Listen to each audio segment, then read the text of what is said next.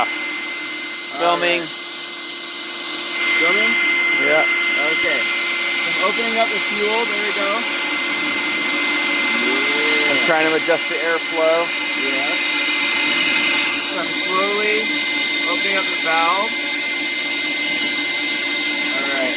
The valve is now open all the way. Oh, I don't like that at all. Darn wind. Okay, so yeah, I'm looking for a smaller inner cone with a larger outer cone. The inner cone will be like that blue, and the outer cone is more the white. Yeah. How am I doing on the airflow? I still think that's a little bit too much. Okay, I'm gonna go to the side. Got a headwind.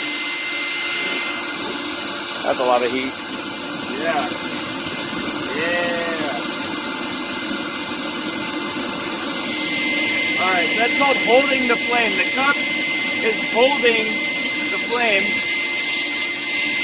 Might go out in a minute. The wind is really messing up our airflow. It is. I'm going to try to see if this can heat up though. Ah, cool. I see some vapors coming off of the cup, which I don't like very much. But that's one of the reasons I'm doing it outside.